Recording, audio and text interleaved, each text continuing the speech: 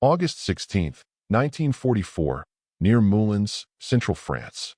The night air was thick with the scent of oil and damp iron. A freight train sat motionless on the rails just outside the small town of Tronget, its flat cars loaded with Panzers, half-tracks, and crates of ammunition. The low rumble of distant artillery rolled across the hills like thunder. But here, under the pale moonlight, everything was still. Inside a farmhouse a mile away, a dozen French resistance fighters huddled around a flickering lantern. Their leader, Jean Morel, a former railway worker turned maquisard, ran his finger along a rough map spread over the table. Le convoy allemand, he murmured, tapping a spot near the tracks. It hasn't moved since yesterday. No guards, no patrols. Something's wrong. They'd been watching the train for 3 nights straight, expecting German troops to arrive or Luftwaffe trucks to unload the cargo. But nothing happened. The train, marked with the black cross of the Wehrmacht, seemed abandoned. Outside, the chirring of crickets was broken by the distant hum of engines, Allied bombers returning north after another raid on retreating German columns. Their glow blinked across the horizon, faint but unmistakable. Jean adjusted the worn MAS 36 rifle slung over his shoulder. "Bon Dieu, if the Germans left that armor behind," he said quietly, "it could change everything."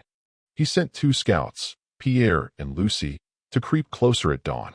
When the first light broke over the fields, they approached the rails through waist-high grass. The air smelled of diesel and scorched metal. Smoke rose faintly from one of the freight cars. Pierre froze. "Look," he whispered. The entire locomotive was cold, the coal tender half empty, the water gauge frozen mid-level. The Panzers, 4 of them, sat chained on flat cars, their hatches open. No sign of movement. No sentries. No German voices. Lucy climbed onto the nearest flat car and peered inside the tank's turret, a Panzer IV Ausf. Its gun breech open, a leather map case hanging from a hook. Inside, she found a half-eaten tin of beans, a Wehrmacht cap, and a playing card pinned to the wall, the Queen of Hearts. "Gone," she said softly. "They left everything." Pierre crossed himself. Mon Dieu. Behind them, the countryside was silent except for the faint hiss of the morning wind through the wheat. Whatever had happened here had happened suddenly. By the time Jean arrived with the rest of the unit, the discovery had already spread through the village. Farmers, partisans, and even children gathered near the rails, staring at the silent steel beasts as if they'd fallen from the sky. Jean ran his hand along the cool armor plate of the lead panzer. "Fuel's empty," he said. "No signs of sabotage. They just walked away." Someone called from the caboose, "Venez voir," and they rushed over. Inside lay abandoned rifles, papers, and a German field telephone, its line cut cleanly. A radio logbook showed the last entry at August 14th, 23:47 hours. No response from headquarters. Air attacks continue. Orders unclear. Preparing for retreat. That was the last message. Jean closed the book slowly. The war was collapsing faster than anyone here imagined. By afternoon, the resistance fighters began to piece together what had happened. From villagers hiding in barns and fields, they learned that a German armored column, roughly 60 men, had been stationed nearby to protect the railway line. But 2 nights ago, after a series of U.S. 9th Air Force strikes shattered bridges along the Loire, all communications went dead. Cut off from their division, the soldiers tried to siphon fuel from nearby vehicles, trucks, motorcycles, even farm tractors. It wasn't enough. Their train couldn't move. The last anyone saw of them was before dawn. A column of Wehrmacht soldiers marching north, carrying their rifles and packs, leaving the tanks behind. They were terrified, one old woman said. Like ghosts walking to their own funeral. Jean studied the ground around the tracks. The footprints told the same story. Dozens of boots heading north into the forest. A few helmets and ration tins littered the ditch. "They didn't even try to destroy the tanks," he muttered. "They ran. But why abandon such valuable machines?" He climbed into the locomotive cab. Inside, soot covered the gauges. The engineer's gloves still lay on the seat. Through the cracked windshield, he could see the length of the train stretching away into the distance. A steel skeleton stranded in the French countryside. He thought of how many lives those tanks had taken across Europe, and how strange it felt to see them powerless now. "Jean," shouted Lucy from down the line. "You need to see this." She had opened one of the freight cars marked with a red stencil, munitions Panzerung.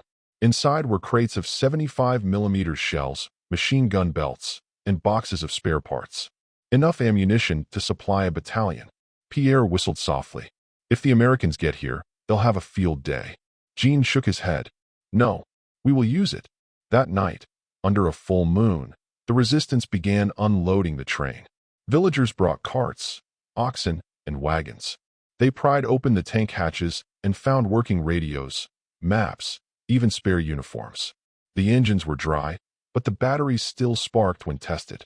Mechanics from Moulins, former railwaymen, examined the locomotives and found one car still serviceable if towed downhill. It took 3 nights to move everything off the main track and hide it in barns and fields. When German patrols passed through, they found nothing but empty rails and haystacks. Then came the Americans. August 22, 1944. Before dawn, columns of U.S. Third Army armored cars rolled south toward the Allier River.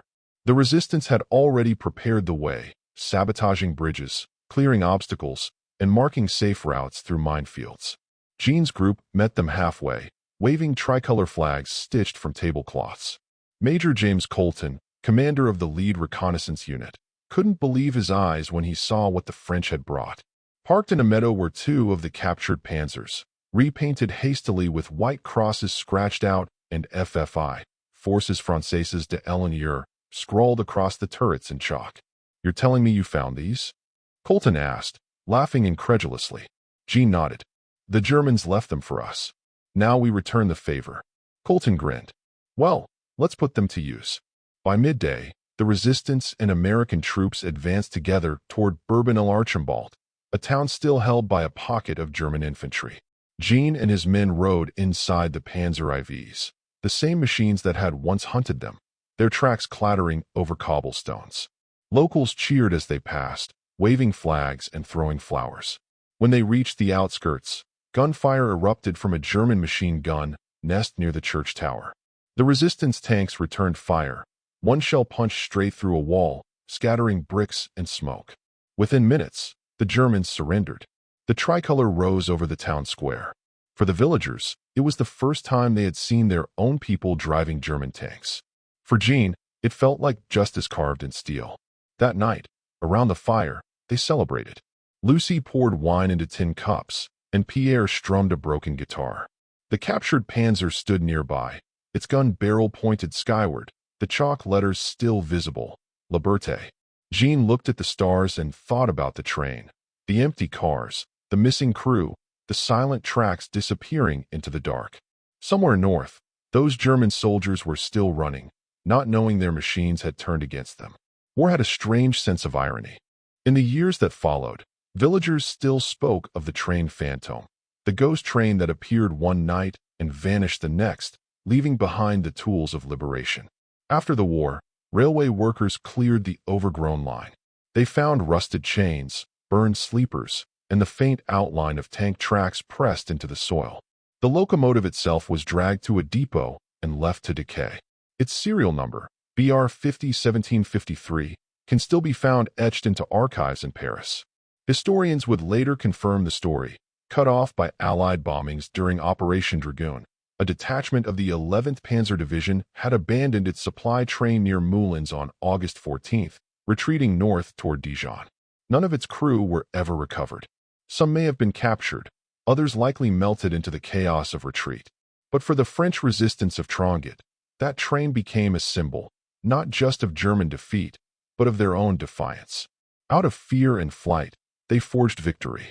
Today, a small plaque beside the old railway bed reads, "Here, in August 1944, the people of Tronguet took back their land and turned enemy steel into freedom." As the sun sets over the quiet fields, the wind still carries a faint echo, the rattle of chains, the hiss of cooling metal, and the memory of a vanished train that once changed the course of a village's war.